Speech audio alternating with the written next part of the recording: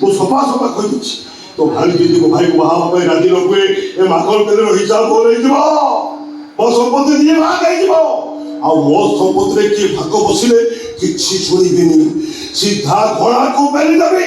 ଇଜ୍ଜତ ଜଗ ଓକିଲ ଯୋଉ ଦସ୍ତାବିଜ କରିଦେଇକି ଯାଇଛି ମୋ ଭାଣିଜୀ ମାରିଦେଲେ ଦି ଭାଇ ଜେଲରେ ଚକି ପେଶିବ ଇଜ୍ଜତ ଘର ଛୁଁ ନୁହେଁ। ଇଜ୍ଜତ ପାଠ ମତେ ଆଉ ପଢ଼ାଲା ଶଳା ମୋ ରାଜକୁମାର ପୁରୀ ଭାଇଟାକୁ